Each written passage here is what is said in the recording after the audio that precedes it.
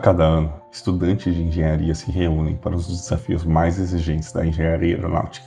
Uma competição de precisão, inovação e resiliência são testadas ao limite.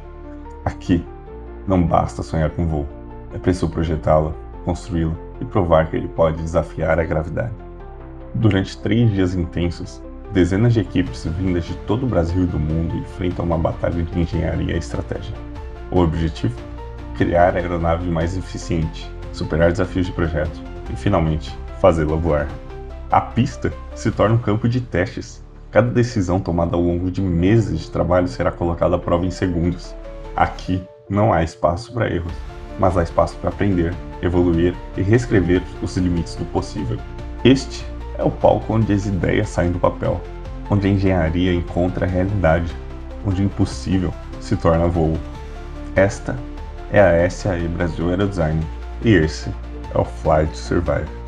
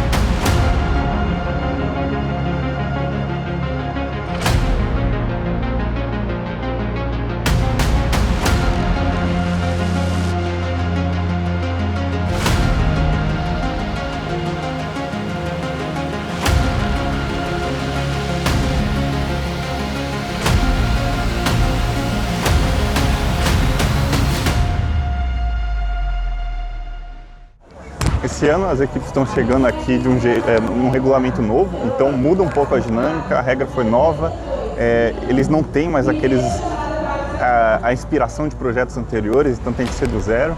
E então cada equipe vem com sua solução e a gente já começa o ano com uma surpresa boa, que todas no top 5, top 6 ali estão com a pontuação bem próxima em projeto, então aparentemente a briga vai ser bem boa, ser disputada, cada equipe tem a sua solução, seja a Falcons que está com uma hélice contra-rotativa, seja a ESC que está com inlet mais endplate, então cada uma tem todo o seu modo, chegar no melhor projeto e hoje a gente vai poder pôr à prova e ver o que sai dessa primeira bateria. Beleza, agora a grande inovação da ESC esse ano foi essa mistura de endplate com inlet, né? Sim. Todos os juízes de aerodinâmica se assustaram com o aumento que vocês falaram de diminuição de arrasto. Sim. Queria que você falasse um pouco do processo de projeto desse cara e o que vocês esperam alcançar com ele. A gente testou as endplates, que a gente testa todo ano, mas a gente foi atrás de soluções diferentes, inovadoras. Então a gente buscou alguns artigos, algumas coisas, referências de winglet, e a gente tem um túnel disponível para a gente usar e uma impressora, então a gente falou, vamos criar ideia, vamos ir jogando. Então a gente criou um primeiro modelo baseado em umas pesquisas bibliográficas, uns modelos iniciais ali, potenciais, depois foi jogando no túnel, foi variando posição, fechamento, incidência, perfil, várias coisas. E chegamos nessa mistura aqui, né, do endplate junto com o winglet, que foi o que deu a melhor redução de arrasto nos asos do túnel. Diga. Qual a questão de estabilidade direcional? Então, a gente sabe que o winglet tem várias complicações junto com ele, né? Aumento do momento fletor, problemas de interferência na lateral direcional. Então o túnel, infelizmente, ele não tinha variação em beta, então não deu para testar isso em túnel, mas fez coisas em CFD de influências lateral direcionais, pegamos as derivadas de estabilidade e tudo, e ele cumpriu os requisitos. A alteração que a gente fez foi pegar o aileron e jogar ele um pouco mais para o meio, tirar ele da ponta para sair da esteira da winglet. E essa foi a única alteração que a gente teve que fazer, porque ele conseguiu, mesmo com a gente realmente com a winglet, ele tem, digamos, uma piora da estabilidade lateral direcional, mas ele conseguiu cumprir todos os requisitos tranquilamente. A equipe está bastante orgulhosa de ter feito, de ter conseguido validar e passar por todos os desafios que o contra-rotativo trouxe. E tudo isso começou após a competição de 2023, no qual nós tínhamos vindo com uma hélice quadrupá na configuração pusher e queríamos mais. Então nós queríamos aumentar a tração mantendo a mesma potência, porque essa perspectiva da comissão técnica continuar com a limitação de potência, a gente já esperava e precisava superar isso, né? Nós queremos mais, nós queremos crescer na competição e para isso precisávamos inovar. Então, a análise do contrarrotativo começou logo em novembro, após a competição de 2023. E por que dá certo? Por que ele gera mais tração? Eu não manjo nada. Claro, aeronaves contrarrotativas, elas foram muito populares décadas atrás. No entanto, o problema delas é o ruído. Em questão de eficiência, já está mais comprovado que elas são sim mais eficientes. A questão da tração, ela aumenta devido às duas hélices. No entanto, uma hélice vai gerar mais tração do que a outra, isso nós medimos, nós avaliamos. Mesmo com ganho de peso vazio, nós conseguimos aumentar a tração suficientemente que a gente consiga mais carga paga, que era o nosso objetivo, olhando a questão de performance, claro, objetivando sempre a pontuação de voo e maximizá-la. Agora, dá um pouco de detalhes de como que esse mecanismo funciona. Muito obrigado pela pergunta. Basicamente, a gente tem que seguir a seção do regulamento que diz que toda relação de motor e hélice tem que ser de 1 para 1, o que complica, porque nas relações de contrarrotativo comerciais tem uma relação de transmissão, uma relação de redução, o que aumenta no performance. Só que conforme a regra, a gente tem que fazer da forma de 1 para 1. Então a gente segue por um sistema chamado de engrenagens cônicas, engrenagens compostas duplas, ou seja, são basicamente 5 engrenagens, sendo duas acopladas a um eixo do motor, duas acopladas ao eixo que move a hélice e uma que faz a reversão delas. São essas daqui. Então basicamente eu tenho duas engrenagens vindo direto do eixo do motor, uma que faz a reversão e duas que são aplicadas na potência da hélice em si. A opção pelo split, cara, foi uma continuidade dos projetos de ir para o sustentador no passado, só que o slat, em contrapartida do split, ele tinha um arrasto bem enjoado, assim, sabe?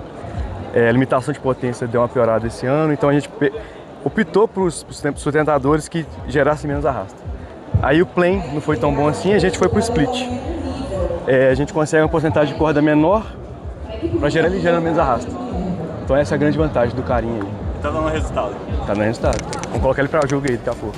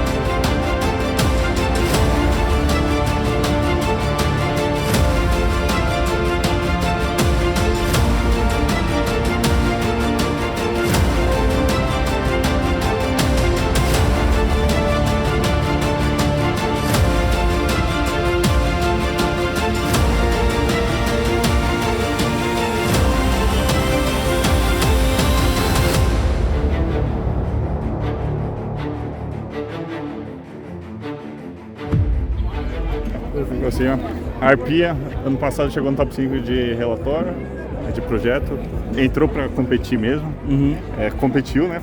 Pegou pódio pela primeira vez, né? Esse ano, top 6, abaixou um pouco, mas ainda continua lá. Quais as expectativas para esse ano? Top 1, sempre. Ir pro internacional. E fala um pouco do projeto, alguma coisa? Sobre o projeto, a gente acabou melhorando tudo, bastante parte que já estava meio que inculcado na metodologia da equipe, como por exemplo o eventual nosso, que a gente sempre via que era uma pequena desvantagem para outras equipes. Com isso, a gente aperfeiçoou diversos métodos de análise, aperfeiçoou MDO, tudo isso para conseguir uma carga bem maior do que do ano passado. Show, legal. Então, vai dar bom esse voo? Óbvio.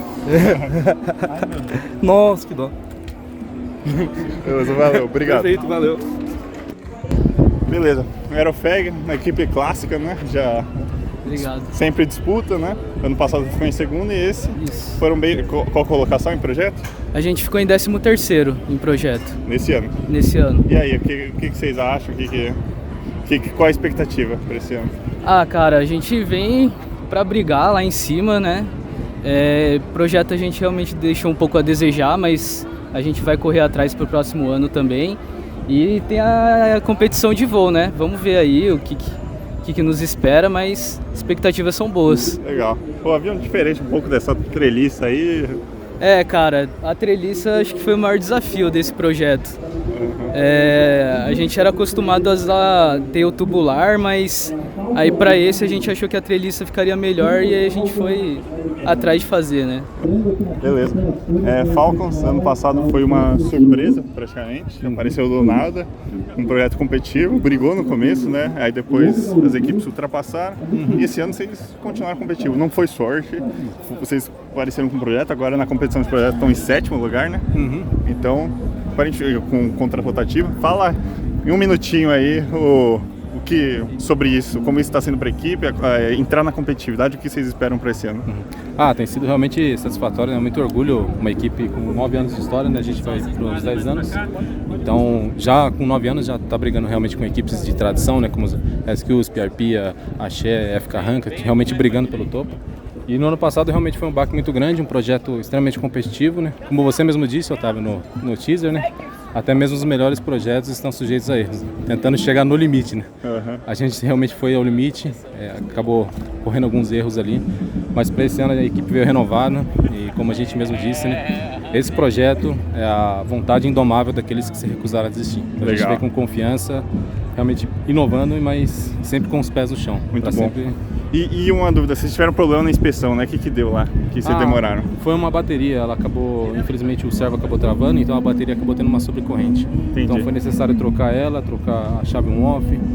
Então foi uma segurança, né? Além da bateria a gente trocou a chave on-off e tudo ali para garantir. Tudo sob controle? Vai voar? Vai voar. Se tudo der certo, vai voar. Boa sorte aí, cara. Muito Valeu, obrigado. Número 026, significa que ano passado teve alguns problemas. Sim. E esse ano vocês estão no top 5 de projeto. Isso. O que aconteceu? Quais as expectativas? A gente teve alguns erros com o limitador no ano passado, acabou não conseguindo validar o voo, mas isso tudo já foi corrigido, a gente prestou bastante atenção e a gente está aí esse ano manter essa colocação e subir. Legal, expectativa alta. Bem alta. Legal, parabéns aí pelo projeto, Valeu. Relatório aí. Valeu. Tá, cara, a Chef Life dominando nos últimos anos aí, e esse ano aconteceu a surpresa, a Alpha deu uma passada nos relatórios, e vocês foram para isso, vocês fizeram várias configurações tentando essa regra nova. Fala aí um pouco de como foi o processo da IST, como que foi o processo de tentar se adequar a uma regra nova e o que vocês estão sentindo agora que pode ter uma equipe cutucando vocês. Tá, vamos lá. A IST, acho que o principal impacto é a questão do cronograma, que a gente tem que participar lá em março. E isso coincide o início, né, a divulgação do regulamento do Nacional. Então a gente tem que fazer uma programação de voos, né, setar datas quando a gente vai fazer o primeiro voo do Nacional. O resultado da IST foi muito bom esse ano, a gente pegou experiência no passado com a primeira participação, conseguimos vencer, e a adequação para esse novo regulamento, a gente tentou selecionar o melhor possível, né, dentro das novas regras. Vimos que havia uma proximidade bem alta em relação à pontuação que cada conceito podia atingir, então a gente decidiu fazer voos com diversos conceitos, né, nada melhor que validar na prática. Fizemos um canard, voamos, mas acabou que o conceito final foi esse que vocês estão vendo aqui atrás, que foi o que teve o melhor resultado. E sobre o resultado do relatório já era esperado. A gente sabe que nenhuma equipe fica no topo por muito tempo, e a tendência é que quanto mais no topo você está, mais difícil o potencial é mais baixo de você conseguir fazer novas melhorias. Então a gente já estava ciente disso, e o importante é que, apesar de a gente ter ficado em segundo, é que não tem tanto gap em relação ao primeiro, né? São 2 pontos que qualquer confiabilidade deixa de pegar, ou uma acuracidade, que isso já é compensado. Então eu acho que a competição vai ser acirrada até o domingo, até o último voo do domingo. Acho que todo mundo tem chance ali. Legal, obrigado. Beleza? Valeu. A equipe mineira, a equipe já está bem estabelecida, e vocês estão com um projeto bem bacana, acho que não dá para ver aí, mas tem um tal do split, né, cara? Split aí que vocês comentaram bastante. Perfeito. Resumidamente, quais as expectativas para esse ano, o que vocês têm a dizer? Cara, a gente vem numa leva boa aí de aumentar a nota de relatório, de aumentar a qualidade construtiva, peso vazio. Então a gente está indo aos poucos, como um bom mineiro comendo pela beirada ali, mas a gente pretende uma hora chegar no recheio ali, não só pela beirada, sabe? Então a ideia é essa. Legal. A gente vai pela beirada, mas a gente vai chegar no recheio, é isso. Show. Parabéns aí demais pelo projeto. A FK Rank vai decolar. Bom, a FK Rank, ano passado, teve tudo o que aconteceu, vários problemas. Isso. Queria que você falasse como que foi o processo para a equipe se reerguer e o que vocês estão esperando agora que vocês estão no top 5 brigando no relatório. Tá certo. Então, ano passado a gente foi roubado, né? Não conseguimos continuar com a competição de voo, mas ainda assim, pela colocação de relatório e pelo primeiro voo que a gente realizou, a gente ainda ficou em top 9 geral. Aí, na competição ainda, a gente teve uma ajuda muito grande das equipes, comissão técnica e de algumas empresas. A gente conseguiu arrecadar uma vaquinha muito boa para conseguir comprar as primeiras ferramentas e materiais. Com isso, foi o primeiro pontapé para a equipe. Para o primeiro teste de voo que a gente realizou em abril, tudo que a gente comprou já foi vindo dessa vaquinha. A equipe realizou bastantes voos durante o ano e agora a gente está aí querendo brigar pelo pódio. Legal, muito bom, legal. Feliz por vocês. Né? Obrigada. Valeu, obrigado. USP ganhou vários anos, a Xé tomou um posto mais ou menos, vocês tiveram uns BOs. Fale resumidamente como o processo para vocês voltarem para onde vocês estão, que vocês pegaram o primeiro lugar em projeto. Tá, bom, a dominância antes da pandemia, que a gente ganhou de 2015 a 2018. 2019 teve o melhor projeto também, mas acabaram vencendo. E na pandemia teve uma queda muito grande, tanto de perda de conhecimento, quanto de membros que saíram, né, durante o período da pandemia. E para 2022 a gente teve um ano muito difícil, consegui gravar o vídeo de voo só no último dia. Então agora qual a expectativa para esse ano? Ganhar! Ganhar com maior carga paga, já tivemos um maior projeto, se possível ter maior carga paga também, maior pontuação de voo, a gente esse ano veio para ganhar. Legal, boa sorte. Obrigado.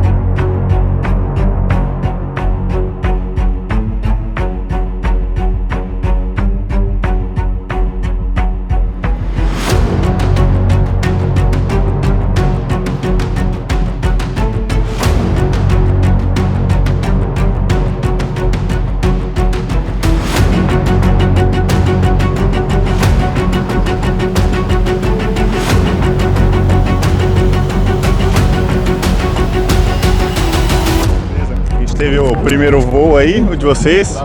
Começaram bem no projeto, começaram bem no voo, agora vai ter a segunda bateria. O vento tá meio estranho, né? Quais as expectativas para essa bateria aí? Vocês estão com medo do vento? Como que tá? Igual o Alex falou mais cedo, na primeira bateria, tipo assim, ir pela beirada, chegar no recheio, eu acho que nesse caminho mesmo, sabe? Igual mineiro. E evoluindo, exatamente. Bem, a gente acha que a gente teve um problema no motor, né? Que a gente já teve no passado esse problema com esse motor, a gente acha que ele não conseguiu atingir a velocidade que a gente precisava. Aí agora a gente trocou a aeronave, trocamos o motor e agora a gente está bem confiante, é o avião que a gente já voou, né?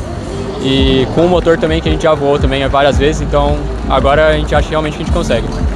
Então, na primeira bateria a gente teve um problema do controlador de potência, que foi uma má comunicação com o piloto, porque o controlador está programado para amortecer um pouco a entrada, principalmente entradas rápidas. Então, para entrada rápida ele responde bem, para entrada lenta ele demora mais ainda. Então, tipo, ele demorou para o motor bater a potência limite e daí ele não ganhou velocidade. E daí lá no finzinho ele estava tipo só muito devagar mesmo, ele estourou um lado da asa e não teve muito o que fazer. Aí é outro avião, não é esse? Foi outro avião, né? Naquele primeiro Tá remendando ali ou deu PT? Eu já não sei, a gente vai ter que reunir na chácara hoje à noite e decidir, mas... Mais uma virada. Isso daí é bem complicado. É foda. Mas a equipe já consertou muitos aviões destruídos. E vocês têm outro, menos mal. Então... Legal. Agora pra essa, o ventinho preocupa? Pô, o ventinho tá variando um pouco. Aquela hora que tava com menos vento tava bem legal, agora tá um pouquinho mais chato. Mas eu acho que tá tranquilo. Esse avião aqui ele tá um pouco melhor que o outro, ele foi um pouco mais bem feito. Eu tenho bastante confiança nele, em relação ao outro pelo menos.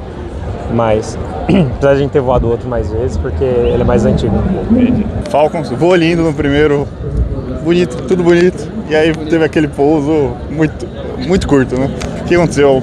Faltou energia no avião, faltou performance? Então, é competição, correria.